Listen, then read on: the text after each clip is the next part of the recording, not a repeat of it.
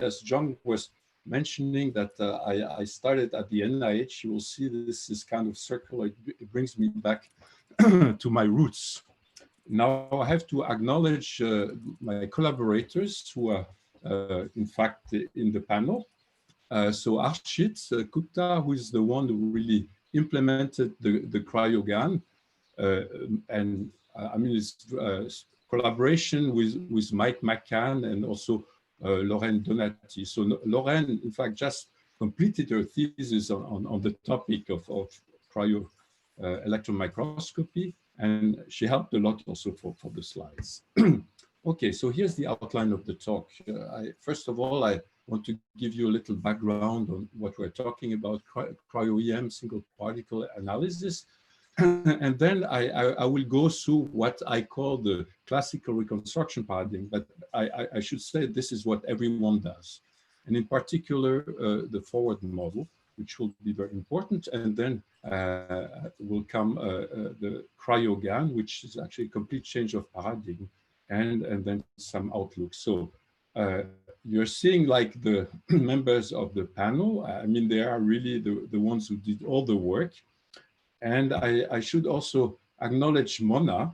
So Mona is from the University of Illinois, Champaign-Urbana. She came for an internship in the lab. And in fact, she did this part here, which is joint angular assignment, which is also something I want to tell you about. Okay, so single particle analysis. And so this is a technique. Essentially, this technique allows you from this kind of what looks like a really lousy image, because you're imaging, you know, a certain protein that has been purified, so multiple copies, and from those kind of images reconstruct the 3D structure of the biomolecule. And in fact, this technique has a long history, more than 30 years, and has evolved. And I mean, this just culminated in 2017 with the Nobel Prize that was given to those three gentlemen, so Jacques Dubochet, Joachim Frank, and Richard Anderson. Okay, so this the first case was something relatively extreme, but this is something you know, that was already achieved maybe like 10 years ago, where you have an image of a virus, and here is the 3D reconstruction of that virus. So this is pretty impressive. So what is this cryo-electron microscopy? As you know, like in biology, in fact, structure is the key, because this explains all biochemical interaction. So usually if you look at biological sample, you use microscopy, fluorescence microscopy, and even like with super resolution, you're hitting the wall, which is Abbe's limit, diffraction limit. So how can you go to smaller? And that's where you're using electron rays, which have a much smaller wavelength. And so there you can start imaging things like this, like your virus, and so some kind of helical structures, or even more smaller proteins, for example, the ribosome. And what's very special here is that you can image them in the native space. That's also part of this Nobel Prize, because this is the cryo part of electron microscopy, cryo-electron microscopy. So what's the fundamental principle of single particle analysis? In fact, there are like different types of tomographies, but the single particle analysis is just going to the extreme, like really trying to image, you know, smaller, very small proteins. And now the problem with electron radiation is because, I mean, those things are so small.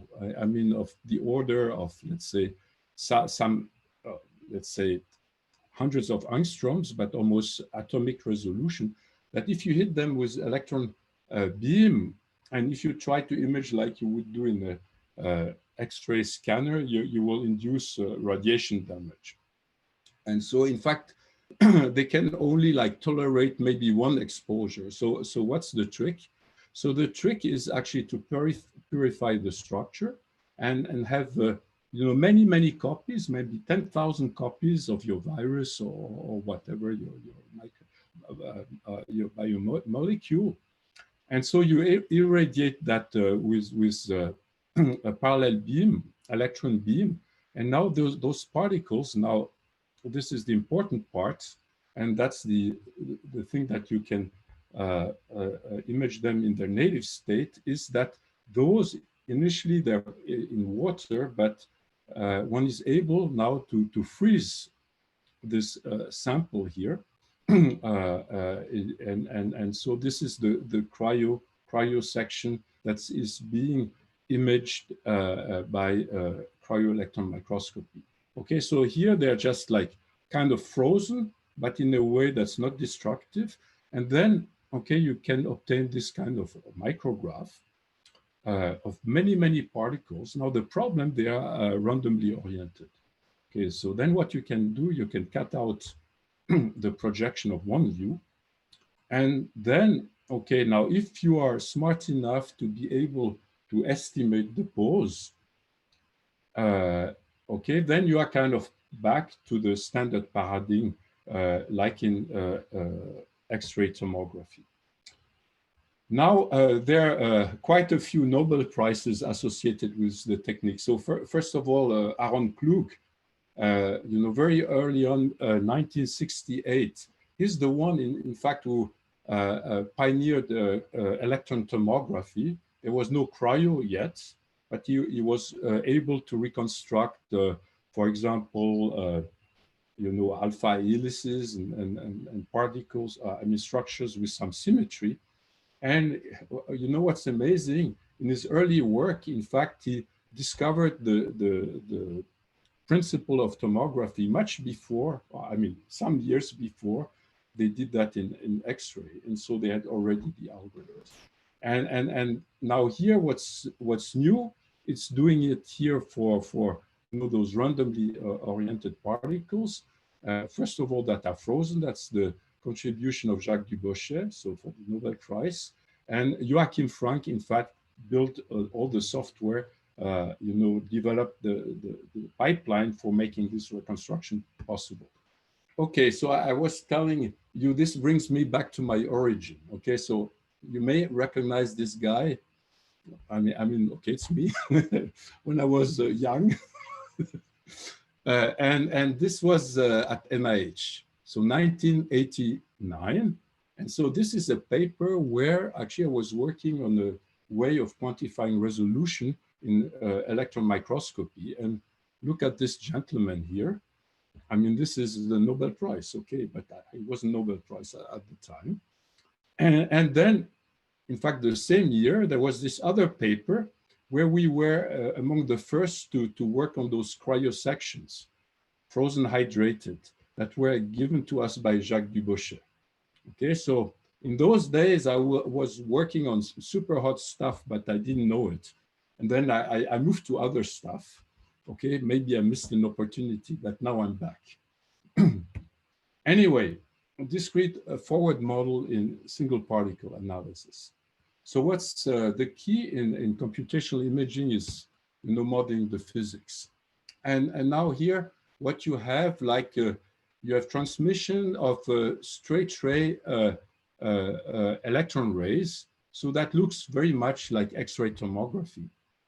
Now, the only thing is that we have our particle that are at, you know, random position. So what we will use is Euler angle to specify the pose.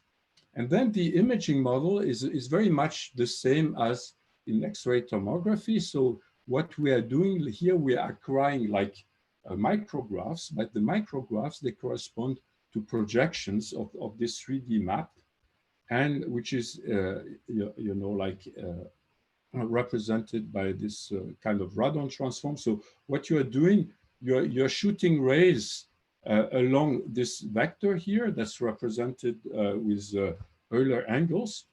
And so you're integrating along this t variable, and then you are imaging in the y plane, and which is like perpendicular to the direction of the rays. And so the measurement is called B. here with theta corresponding to the angle. So that's a 2D view.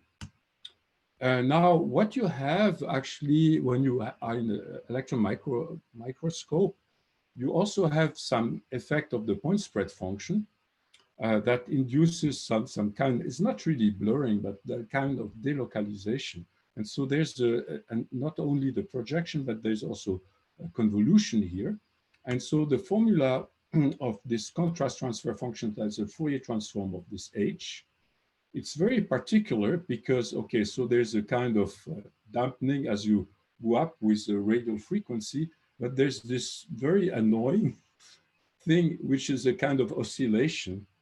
And in fact, your phase reversals. And that's quite a, has a very significant effect on the images. And so that must be taken into account. Okay, and now the other thing, if you remember the image on the first slide, you saw there was lots of noise. And so now if we want to model that, okay, we're modeling like a detector array, so a CCD camera. Okay, you would have the convolution, the projection, and you are sampling on your grid. That's okay, but then you have very heavy noise degradation. And so you have noise degradation because of counting statistics, but mostly also because of interaction of electron with ice. And so these are like typical images that you see in cryo-electron microscopy. So that's, I've worked on many modalities. That's the worst, okay?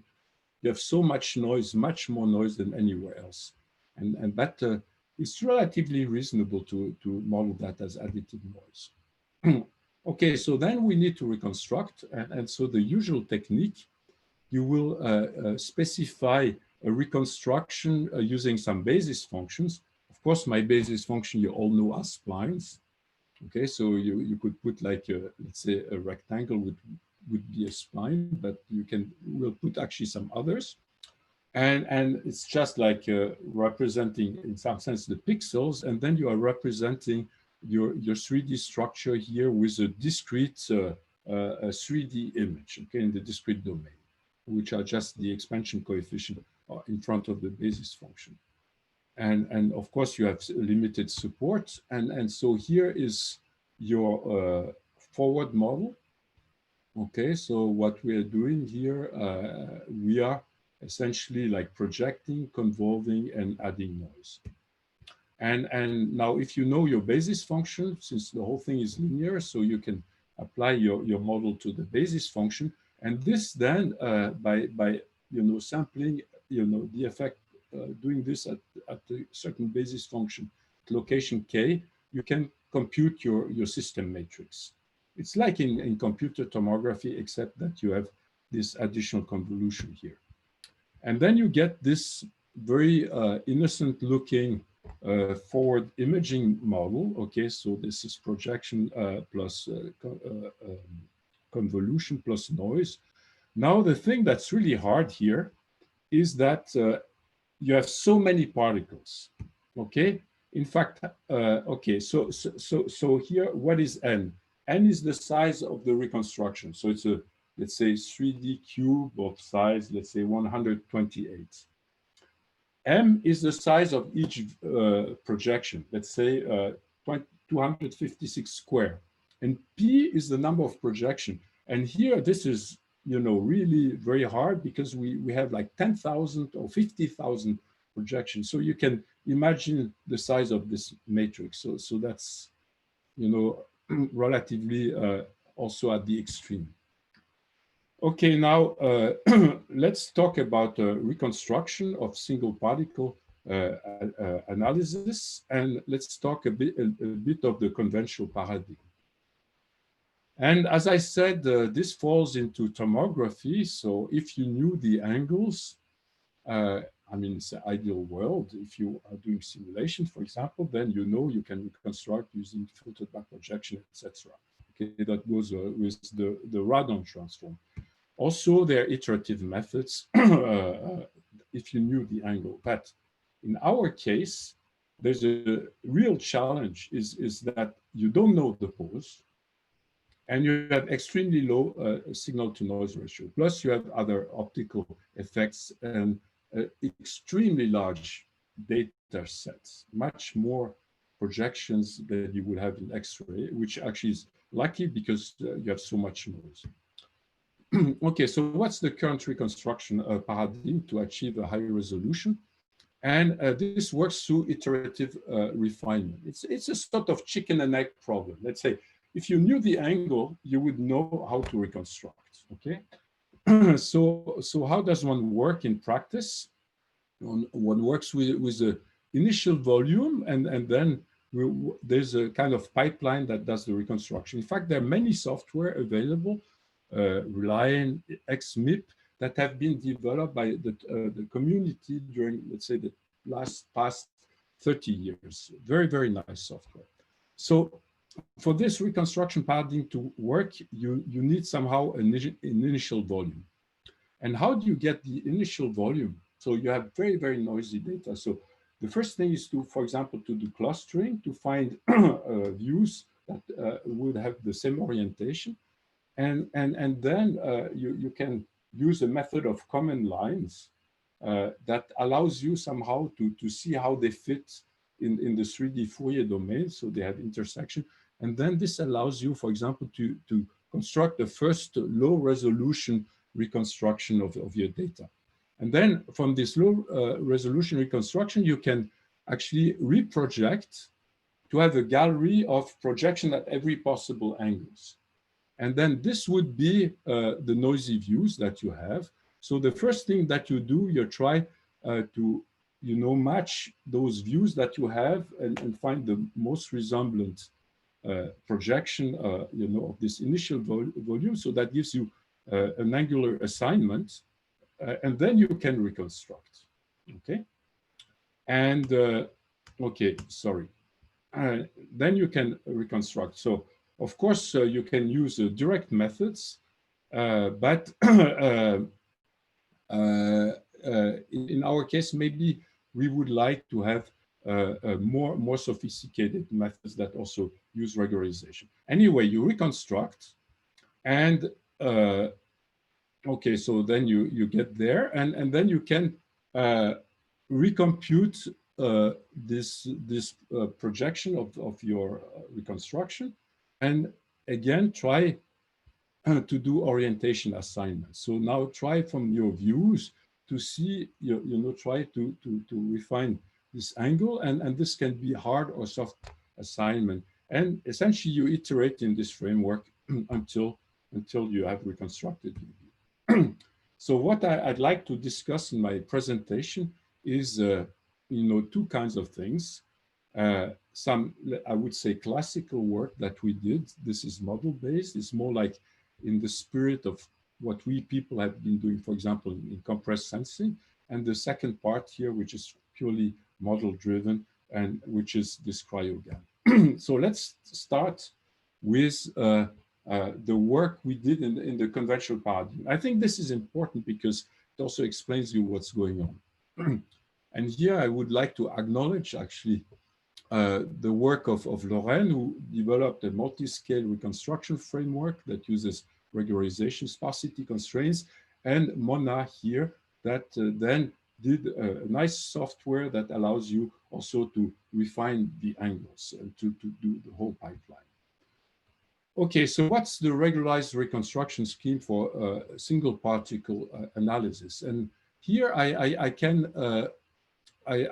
here sort of express it here as a constraint optimization problem. I think I may have lost the slide because this S refers to scaling. But anyway, so you have like your data. This is your reconstruction, and that's the forward model. So you are essentially trying to make a reconstruction that will fit your data by including regularization. And then the method here, we are putting a regularization, for example, on the total variation. and so the L1 norm of the gradient. And so therefore we like to introduce this auxiliary variable that would be like the gradient of your reconstruction. And then this we are going to solve using the alternating direction method of multipliers using iterative optimization, which is a method that's used a lot in computational imaging. But now the way we do it in this particular case, so this is your augmented Lagrangian, so it's essentially the same cost function but with auxiliary variables. So this is what we call the innovation, the Lagrange variable. So the way you do that, you first fix those and you solve for that. And then the good news, you have actually a linear problem. And so you have a linear reconstructor here. Then you fix C and alpha and you solve for U. And that for anyone involved in computational imaging, you know you can do that by using a proximal operator, which amounts to doing a soft thresholding in the gradient domain. And lastly, you update the multipliers and you just iterate. I mean, this looks very conventional, but now what's very special here is you have a huge computational bottleneck, because if you remember your system matrix, I was kind of glossing over that, but I said I had, let's say, 10,000 views. So you have to stack 10,000 guys, okay, like that, to build this matrix. And so if you look at the iteration, you would have to do this HS followed by HS transpose. And so the trick that we found, I mean, is also known in I guess, X-ray parallel ray tomography, but in that case also with the convolution.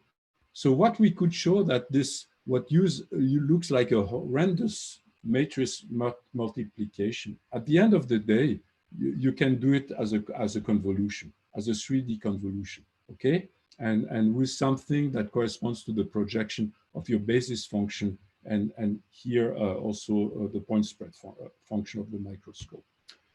And with this technique here, we are really able to crank down the complexity of, let's say, doing this. Here's in seconds, just one iteration.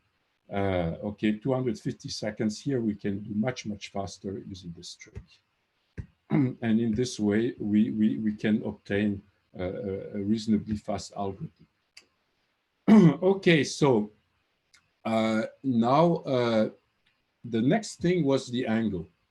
So we need to also optimize the pose, because the first thing you would say it's easy because we were just doing like conventional reconstruction, just very large. So now we can say, okay, now those matrices, they also depend on the poses, which are those Euler angles and maybe a translation. And I mean, that's a much harder problem because I mean, this thing is non-convex with respect to the angle. So now we are not only optimizing with respect to the volume to be reconstructed, but also with respect to the pose. And here we actually, this was the work of Mona and Lorenz. So here you can do a joint optimization. So you will just alternate between the two, like in ADMM. So first, you just do the ADMM to reconstruct your volume. And then, okay, given the volume, you will update the orientation. And now the novelty here that instead of doing a discrete assignment of angles, here we're doing a continuous update of the orientation using gradient methods, okay? And so here we have the fast reconstruction that I described before.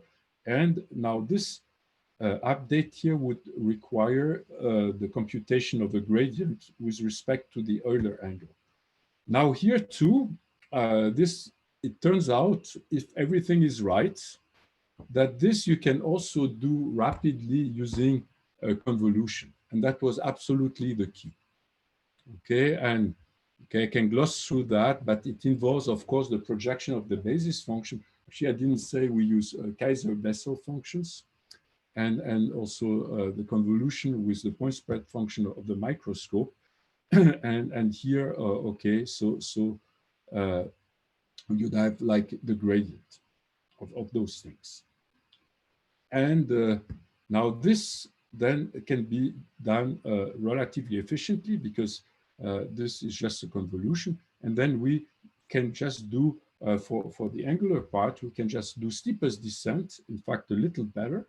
So here's the steepest descent algorithm, but we're also doing a line search. So as you move in the direction of the gradient, since it costs you a lot to compute your gradient, you better want to do as well as you can. And so you will do a line search with backtracking, which is this part here.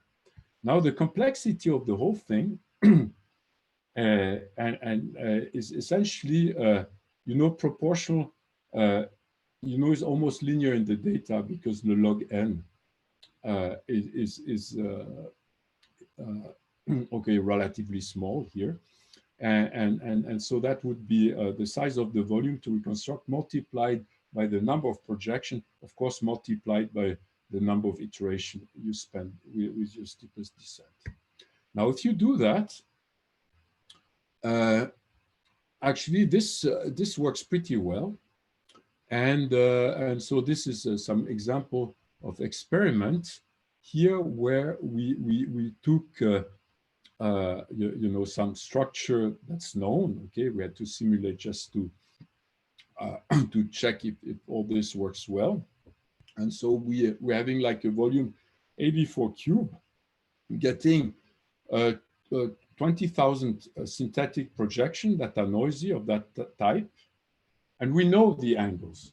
But now, okay, now we just uniformly perturb those angles by 40 degrees. I mean, randomly, uniformly, plus or minus 40 degrees. And then we try to reconstruct using total variation regularization and this iterative refinement of the angles. And so this is the evolution of this reconstruction. And so you see that at the end here, you're able to do a pretty good reconstruction that you may compare with the grains ground truth. Okay, so that just demonstrates that the method is working. And okay, here's also like at the end, upon convergence, you can measure the error of the angular estimation. And I mean, initially we had an error almost like, like from minus 40 to 40 degrees. After reconstruction, we are just an error of a few degrees. And so here we've compared with the sort of standard state-of-the-art algorithm, which is Reliant. And so we are better than Reliant. Also, maybe because we have a consistent way of optimizing, and also because we're not doing a discrete optimization. Here's another example, maybe a little more realistic. So in that case, we started from a very coarse initial map using the usual paradigm of reconstruction, where you will estimate, iterate between estimating the pose, etc. And now if you cannot refine the angle, you get something terrible. So that's the true thing, okay, gold standard. And that's what we obtain with our joint optimization, and that's what Reliant obtains. And so now I'm claiming our thing is better. Why I'm claiming this, actually, I'm using here, and this brings me back of my first paper on assessment of resolution. Now, the way resolution is assessed in electron microscopy is something called Fourier shell correlation. So what you do, you will reconstruct two independent, you divide the data in two, you do two independent reconstructions, okay, and then you look at them in the Fourier domain, and what you will do shells at a given radial frequency on every one of the two volumes in Fourier space, and what you will do, you will correlate those Fourier component at a given frequency, okay, radial frequency. And if it correlates well, you're saying, oh, it's perfect, okay, my two independent reconstruction are in complete agreement. And as you go up in frequency, suddenly it starts degrading, okay? And now, for example, if you reach the threshold, let's say of 0.5 here, this allows you to determine a resolution. And in our case, with our method, so I'm saying this is better, and it's quantitatively better because we are like near 5 angstrom resolution, as Reline only has 6 angstrom. And now if you know, we're starting here, okay, so that has very poor, I mean, almost no resolution, like 40 angstrom, 30 angstrom. So that's a quantitative way of assessing a resolution that we will use also in the next part of the talk. Okay, now this gets us to CryoGAN. And as I said, I mean, the guy who implemented that is Arshit, with the help of all the rest of the team, of course. But and this is a complete change of paradigm, and it's based on deep adversarial learning. And so here we're completely breaking the strategy, proposing something completely new. Okay, you may have learned of GANs, and in fact, GANs have been very successfully used to, for example, generate very realistic faces. And so, for example, here you will have a huge data set of faces. And then what you're trying to do, you're having a neural network that's called the generator that takes some random input, for example, Gaussian random variables here, and that will generate something, okay? And so here it generates this, okay. I mean, just to make it a little funny here, okay, we're trying to generate Nobel Prizes, okay? So that's Jacques Dubochet. This is only Arshit, okay? It's not yet a Nobel Prize, okay? So it's a fake Nobel Prize. Okay, but I mean, it's very hard actually to generate using a neural network, Arshit. But okay, so here, okay, you have the real one, the fake, and then what you're using here is a discriminator, and the discriminator must discriminate between, is that a real image or is it a generated image? And actually now the discriminator will train itself such that it can best discriminate between the data and the generated guys. And then on the other hand, of course, you are trying in that scheme to improve the generator so that Arshit will look more and more like a Nobel Prize, and by using the backpropagation of the deep neural network. And at the end, if you're successful, so if your discriminator is not able to find the difference between what's generated and the true stuff, in essence, what you have been able to do is to really extract the statistics of your data set. Okay, so that's conventional GAN, but now what are we doing? And so we just modified it in a very substantial way, because instead of putting a neural network to generate projections, actually we put our physics model. Okay, so the physics model is a density map with all here, okay, the projections, so the radon transform, the convolution with the H, the addition of noise. And now what's the stochastic part here? Okay, actually the stochastic part here is the angles.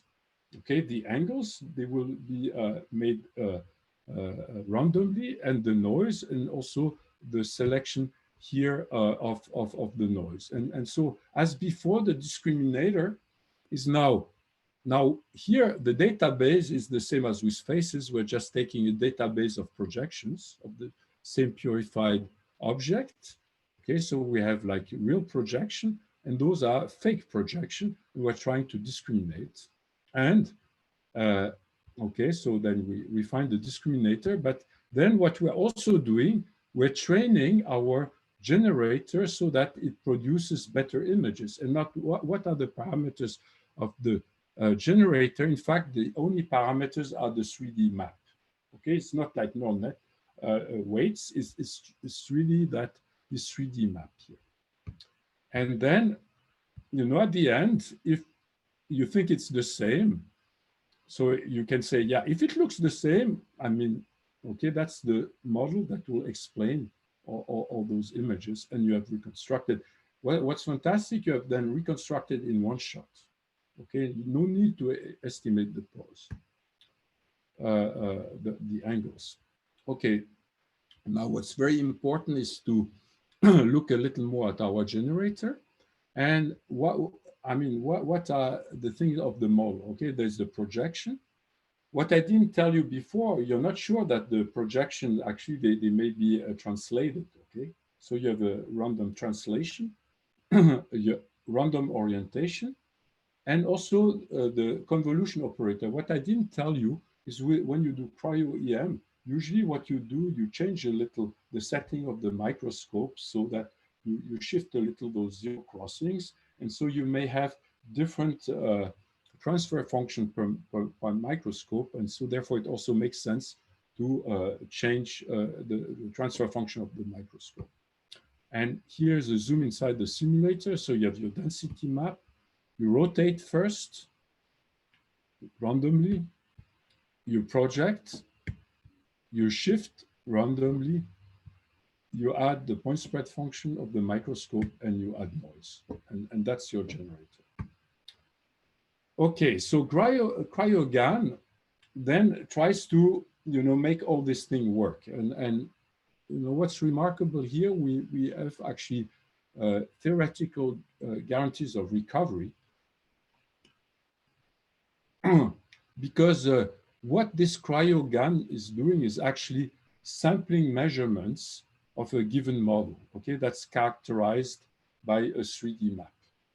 Okay, so that can be the generative model, or it can be the real data. And now if, the conditional probability, so that's just the probabilities of those projections, I mean, the probabilities are equal. Here, I'm not assuming any noise, okay? Then this means, in fact, that the two objects are the same up to some rotation reflection, okay? Because you never know the absolute pose here, because, I mean, the system can start in any configuration. In fact, when we implement, we start with 0. Okay, so how are we going to reconstruct? So we are reconstructing by matching distribution. We want actually the generator to generate stuff that has the same statistical distribution as the real views. Okay, so those are the real views, have a certain probability density, and this is the probability density of our physical generator. And so here we are imposing a distance between probability measures, here, probability densities, and then we're optimizing the C, so it's, the parameters of the generator such that the densities are as close as each other. And what are we using? We're using the Wasserstein one distance, which has been proposed also for GAN in the machine learning literature. And in fact, the Wasserstein distance here of two probability densities, it's actually the expected value of the difference of two realizations, okay, that are taken with respect to the joint density. And at the end here, what we're doing here, so this is like for training the generator, but for matching the distribution, in fact, we're relying on this Wasserstein distance on Wasserstein GAN discriminator. And how is this done in practice? So that's done by using what's called the dual form of this Wasserstein distance, because it's not very practical to do like this difference between realization. So here's something much better that's, was established by Kantarovich Rubinstein. By the way, Kantarovich is a Nobel Prize, is a Russian mathematician, got the Nobel Prize in mathematics in 1975. Villani is a Fields Medal who worked on Wasserstein distance. But okay, so we have quite prestigious references here. But anyway, so this is the dual form of the Wasserstein distance, which is now the expectation of now some function applied to your realization, your projections. Okay, according here, the guys that follow the data distribution minus here, the same function applied, to the thing from the other distribution. Now, what is this function? I mean, this can be any continuous function that goes from a compact domain. And here I'm assuming the images have been normalized for intensity between -1 and 1. So it goes from the domain of the images. So that would be, let's say, 256 square to R. So any continuous function. And okay, you're taking the maximum over all functions that have a Lipschitz constant smaller than 1. Okay, so you're taking the max over all the f's and then minimizing with respect to c, which is the parameter of your physical generator. Now, what's the trick of Wasserstein is instead of taking any function, every possible functions, in fact, we are parameterizing those functions by a neural network. And that will have some parameters phi, and then we are actually looking for the neural network that will actually,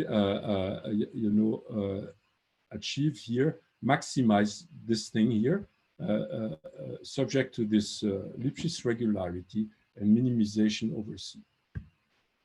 And I mean, this is not, it's very difficult to enforce. So there's a trick that was also introduced in machine learning a few years ago. It's actually imposing that the gradient of the neural network essentially be equal to 1 in between two realizations in both categories. Okay, so let's have a better look at the min-max problem. So this is at the end what we want to do. Okay, so this is this Wasserstein distance. I remind you, just make sure that the distribution of the data and of our physical generator are the same. Okay, so what is that? That's the expected value of our prediction.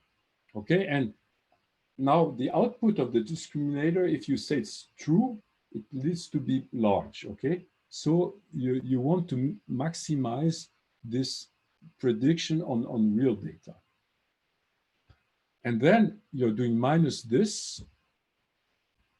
And so this is the prediction on the synthetic data. And then, okay, there's a third term here, which is the so-called regularizer. So that's this thing that's sort of imposes more or less that your discriminator has a Lipschitz constant of 1. And so how does that work in practice? So when we're optimizing for the discriminator, so we're really trying to maximize that, so the prediction on the real data, but also enforcing the regularization. And now when we're doing like with the synthetic data here, we're doing a minimum here. And so here we're trying now to synthesize in such a way that we're essentially fooling the discriminator.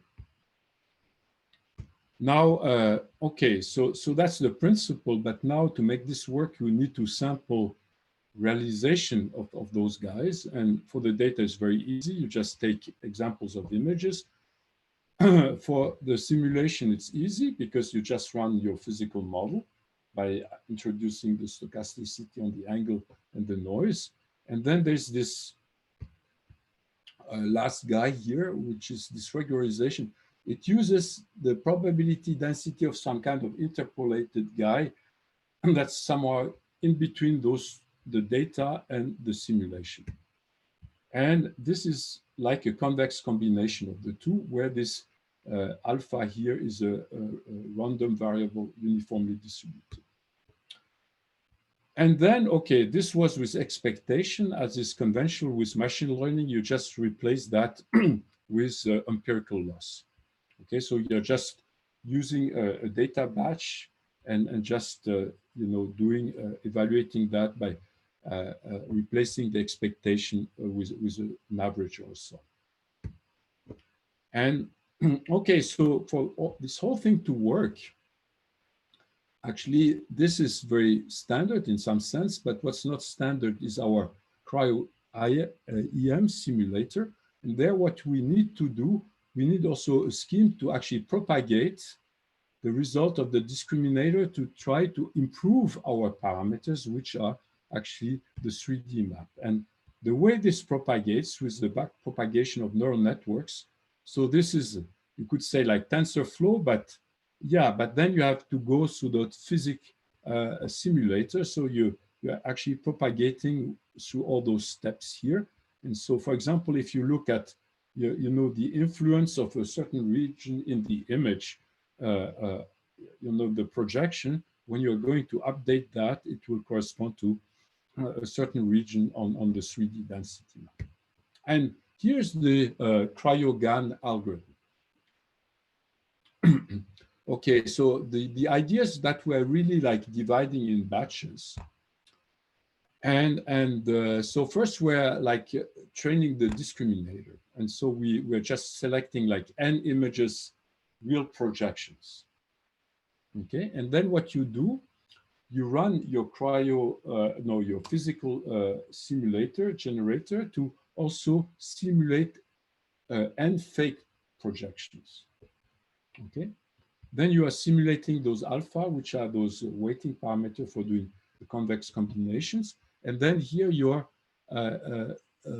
here generating those interpolated guys. Those are the guys that are used for regularizing the discriminator. And then you are just computing the cost we are trying to minimize on the batch, computing the gradient, and just then improving the neural network by using the standard backpropagation of neural network. And that you do a few times. Okay, once you are happy here, and a few times we just typically do 4. Okay, then you go out, you resimulate your data. So those are, let's say, fake projections. And then you will apply the updated discriminator. And now also compute the updates you know that you need to do on your generator. So this is the 3D volume, so that you improve you know, this Wasserstein GAN. So in order to produce projections that are more consistent.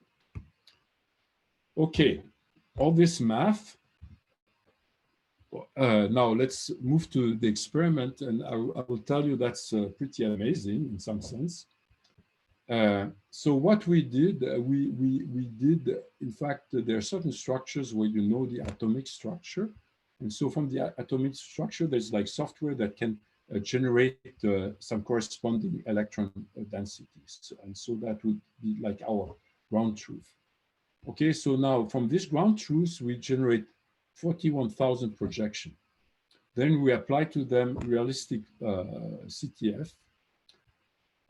We apply to them noise. In fact, we did very realistic noise because we just took noise from empty microglass where you have no structures. And this is very extreme, but it's like I showed you on my first slide, okay, minus 20 dB. So who among you has already worked on recovering signals with minus 20 dB noise? Okay, so that's what you have. Okay, and now out of that, okay, first we will run our discriminator. And so here's the architecture of the discriminator that we used. And so it just has convolution network layers first. And of course, you want to shrink all this down to 1, because the output of the discriminator is either like false or true, okay? So if it's positive, you think it's real data. If it's negative, it's simulated data. Okay, and here are the results. Okay, so you run this GAN guy, CryoGAN, on these 40,000 views, and after 10 minutes, now starting from 0, I mean, we really put 0 at C. After 10 minutes, we start this emerging. And so we can estimate the resolution. Here, after 10 minutes, we get a resolution of 30 angstroms. It's not very good. It looks like there are details, but actually it's not so good. But if you go more, you get like 12 angstrom, more 8 angstrom, and this is to be compared with the ground truth. So of course, we would like maybe to get up to 5 angstroms, but we're already very happy that we are able to go there, especially like given how noisy the data is. And now this, then we tried with real data.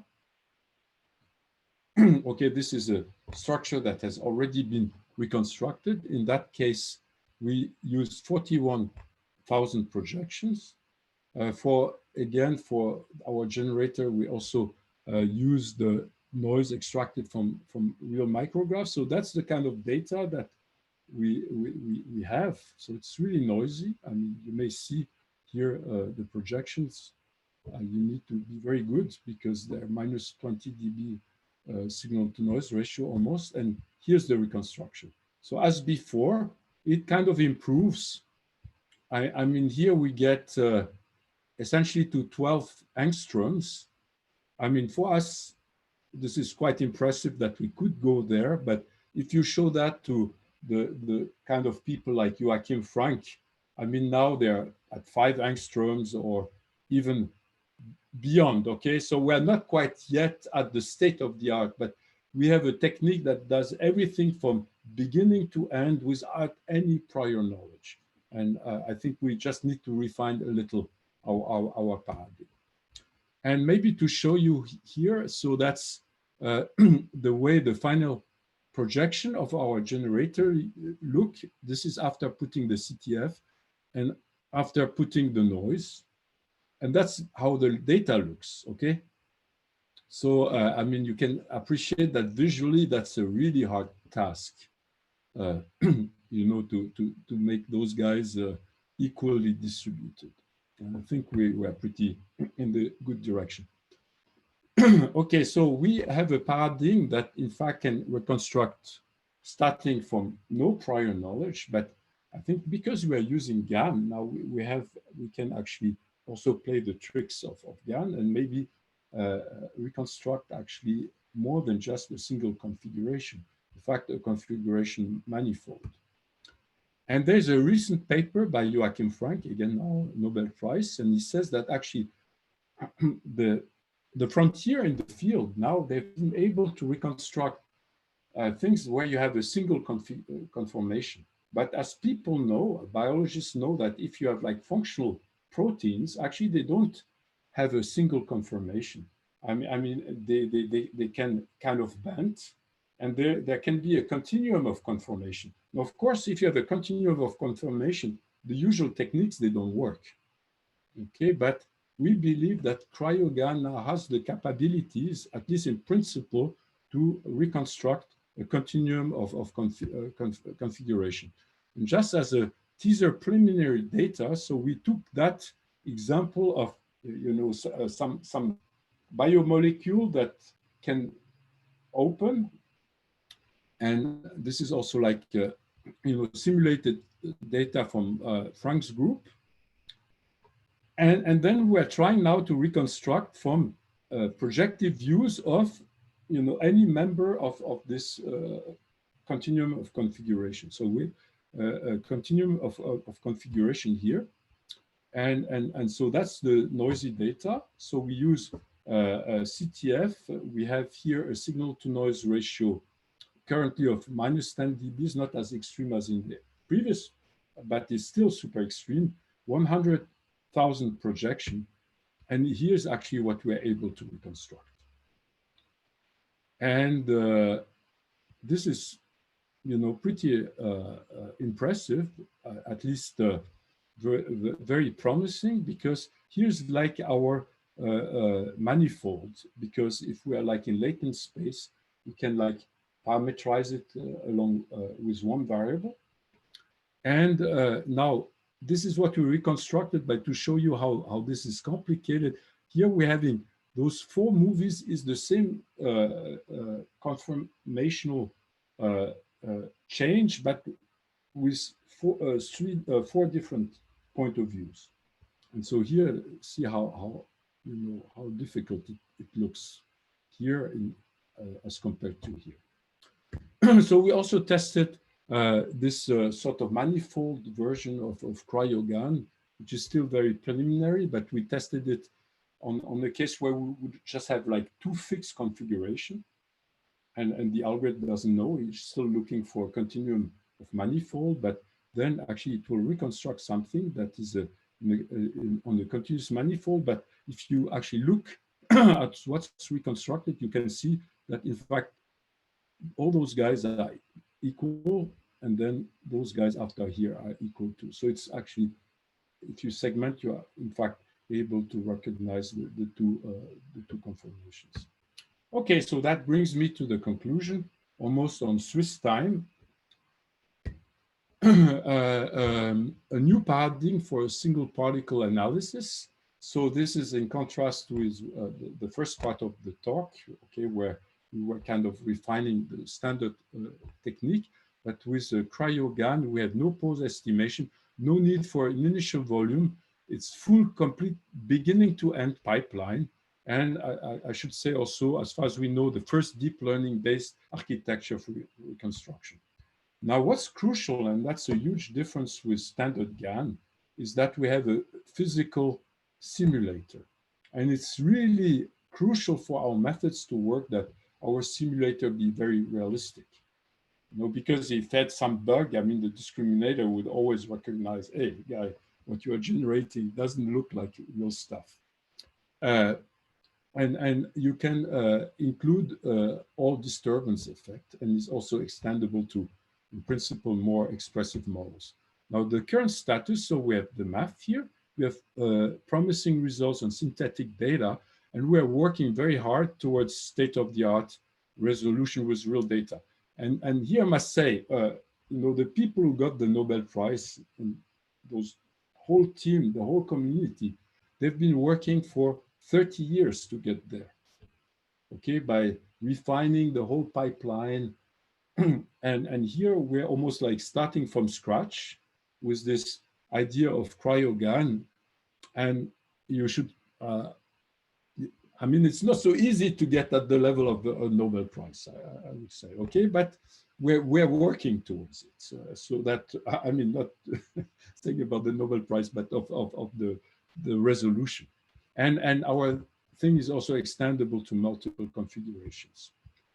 Now we are really facing a challenging optimization problem. And just to tell you, that's the reason why, you know, it required all this work by the whole community in cryo-EM to get to the point where they have a working pipeline. So we still need to improve our framework, and potential approaches are multi-scale for doing the discriminator and any advances on GAN architecture. And here, this would also be an invitation, in fact, to the community.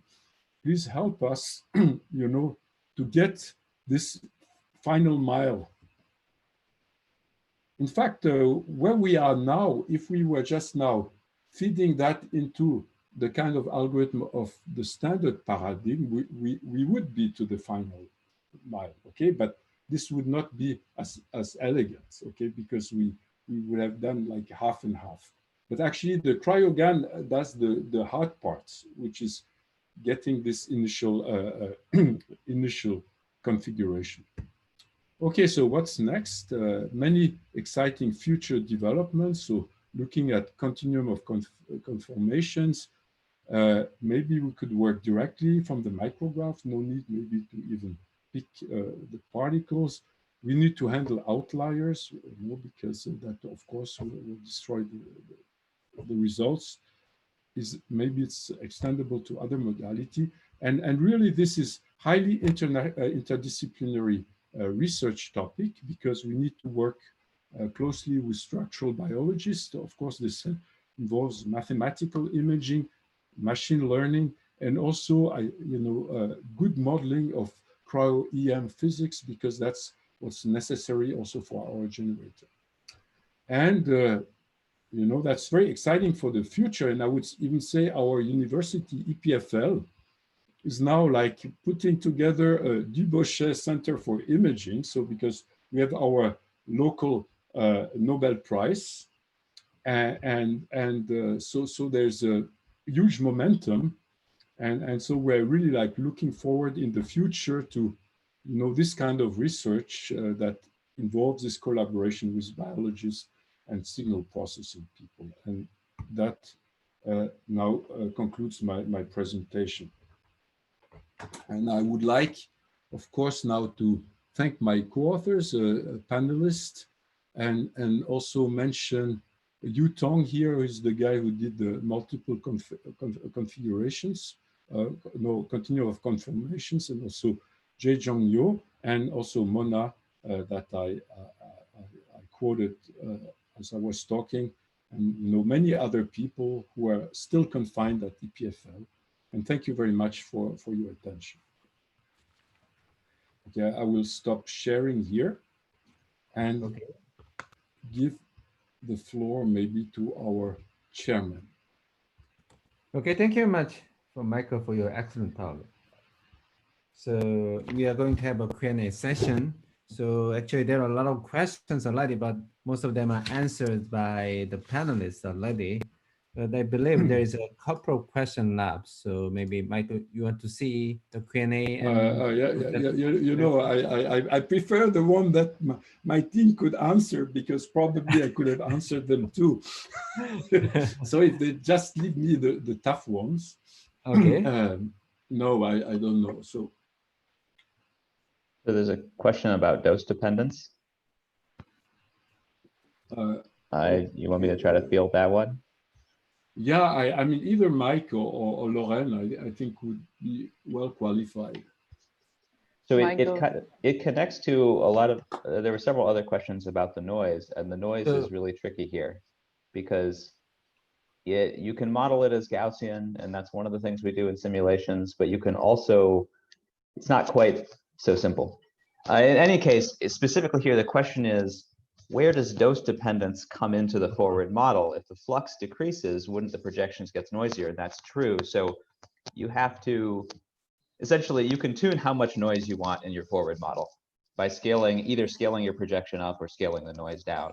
And you do need to get those things right, otherwise you can't reconstruct. And I think, Harshit, we learned that scaling. Is that correct? Yeah. But also I think these questions go to the framework, having a better and better forward model. So of course, having a forward model where the noise level also changes is something that we can try in future. So for example, you could have a set of noise levels from which you sample and add the noise, and you could learn these noise levels. So that could take into account fluctuation in the noise level. And the same is for the noise. Somebody is asking how do you backpropagate to the noise? So because we have a noise which we are adding, so it's from in the operations of addition, you can backpropagate to that. So and actually, I would even say somehow the noise is a part of the model. You don't need to learn the noise. I mean, the noise is just random stuff. So the only thing maybe that you need to learn is how much noise you put, if that's tunable. So at the end of the day, actually, the parameters of CryoGAN, it is really just the 3D volume. And possibly maybe parameters that determine the distribution of the angle, the distribution of the translation, maybe the distribution of the PSF of the microscope. But at the end of the day, we're really only learning the 3D coefficient of our 3D model. In fact, actually, I have may I ask a question directly to you? I think this is a very nice idea. So basically, you are just removing the need to estimate the angles. You are just doing the distribution matching using Bash's. Yeah, exactly. Yeah. Wow, that's actually a very good idea. So actually, this is completely removing the need for. So one related question is that maybe you already answered the question, but in that case, for example, if you don't know actually the angle distribution in the real data cases, it can be sometimes oriented in specific direction rather than in uniformly distributed. But So that means in this model, those kinds of angular distribution is also estimated from the neural network as well, right? Yeah. So, I mean that's a good point, because, but remember now, I mean those particles, they're kind of floating in water and being frozen. Mm-hmm. And I mean, it could be that there are preferential orientation. For example, if you have something like that, it's more like I guess a cylinder.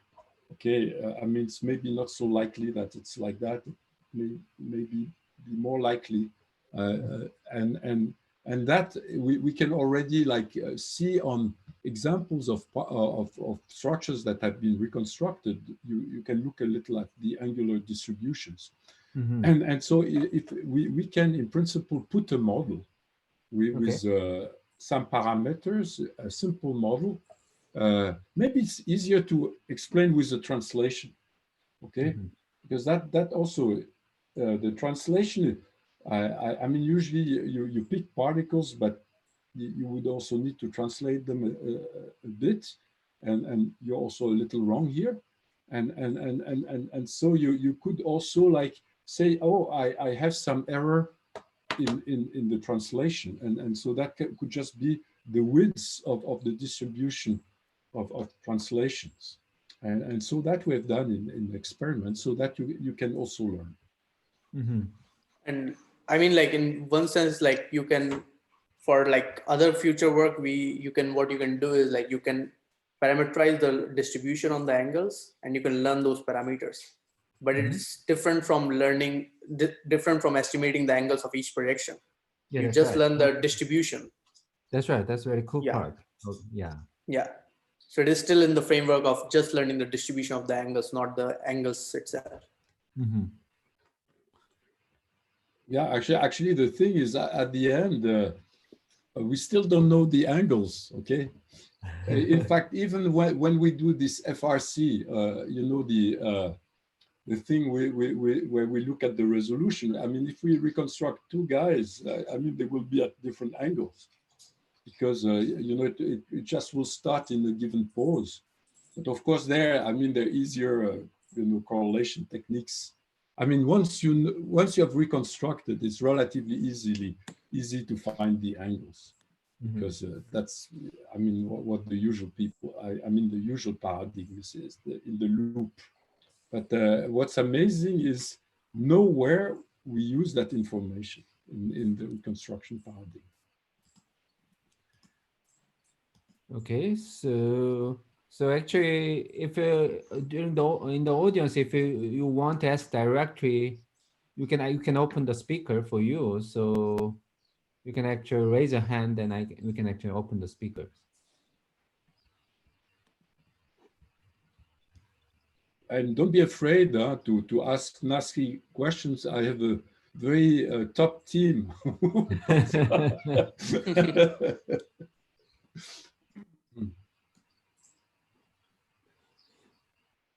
So maybe a related question then. In that case, do you think not just this cryo-EM applications, which is actually notorious for the unknown angles, but do you have any other kinds of potential application of this kind of techniques with unknown angles, for example, or unknown whatever? Yeah. Yeah, I mean, I don't know how much I want to talk about them, because it's a little in the works. But I can tell you, I mean, there are not so many, because we need something a bit stochastic, okay? Because you see, if we knew the angles, the whole scheme would be pointless. Yeah.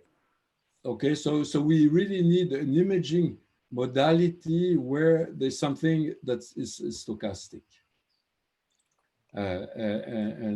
But now I mean, the part you know, the part that I think is really important is the multi-configuration. Yeah, because right.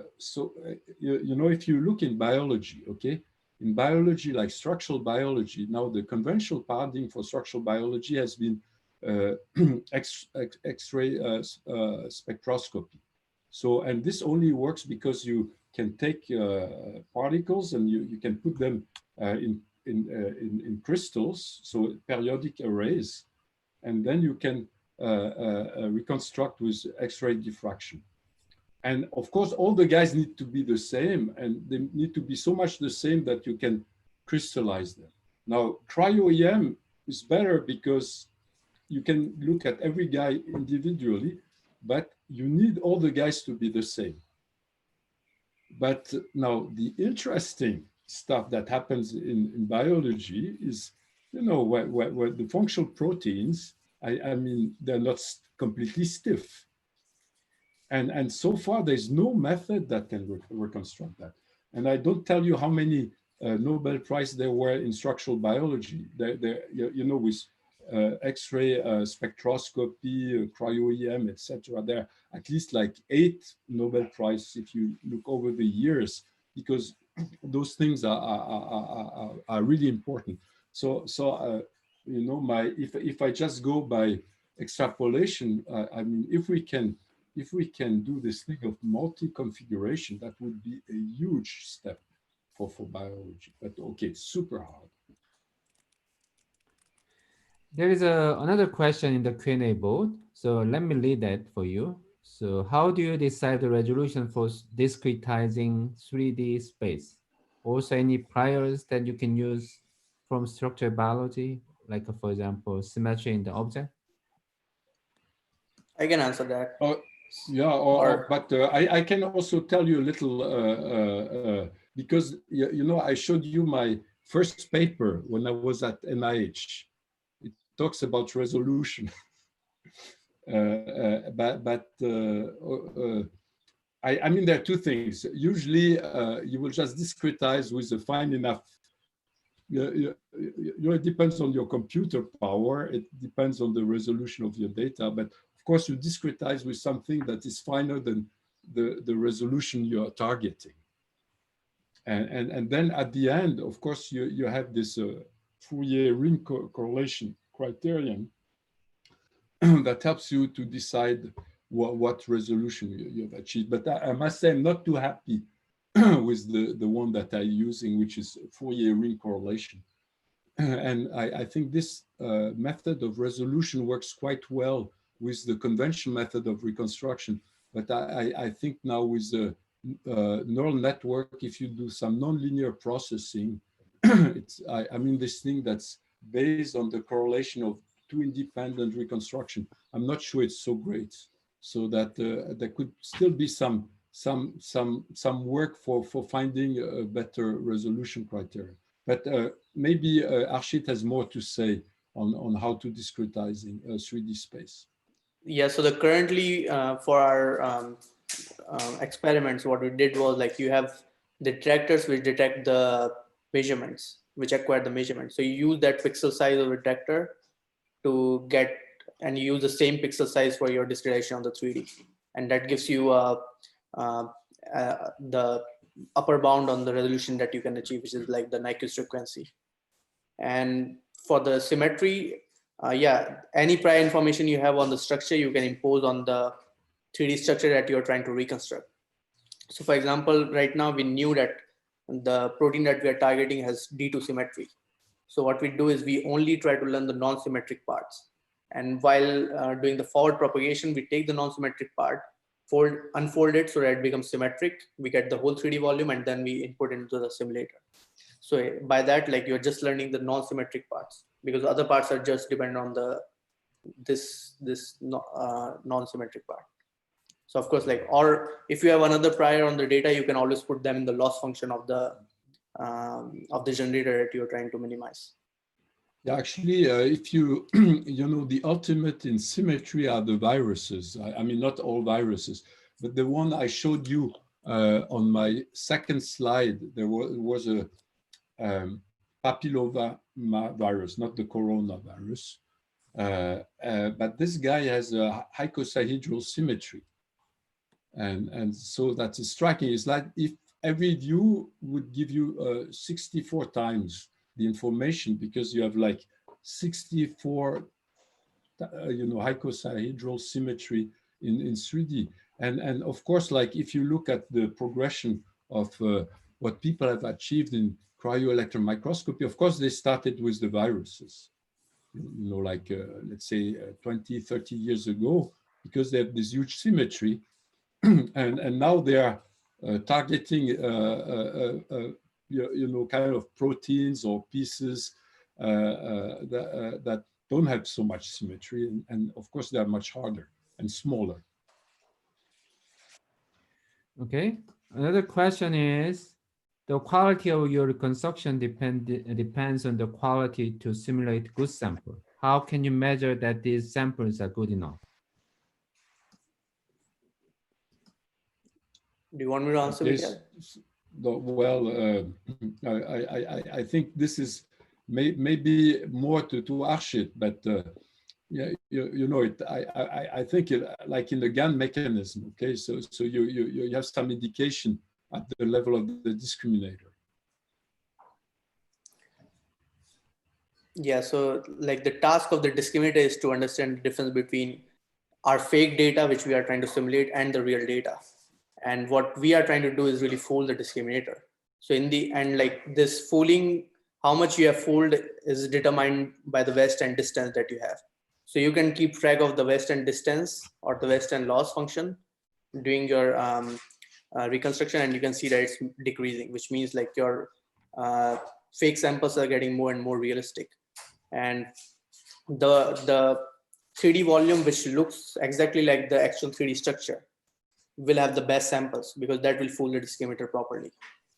So, and if this question also means like good sample in the sense of like the forward model, of course, like the better the forward model is, the more realistic forward model is, the better the noise modeling and the distributions of the parameters, the better the samples will be for sure.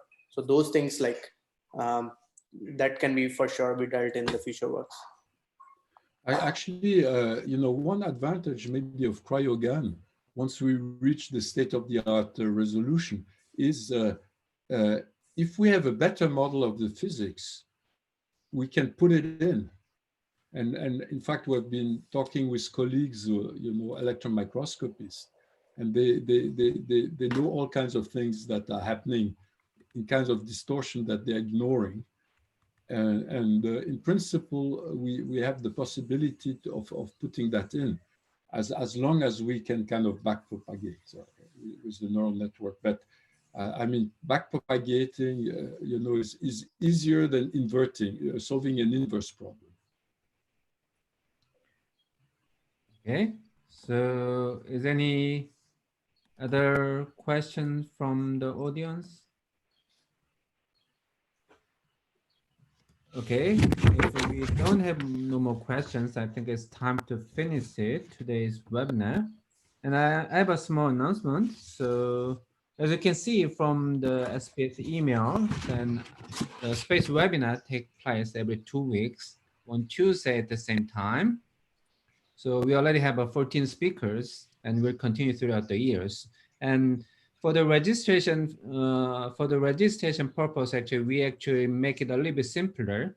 For next time, if you register it, then it will be registered throughout the year, so you can get the reminder for each talk without doing additional registration.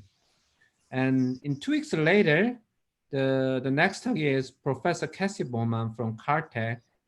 She's going to present her work on the first imaging of the black hole and also her latest follow-up studies. So please stay tuned, and we'll see you next week, next time.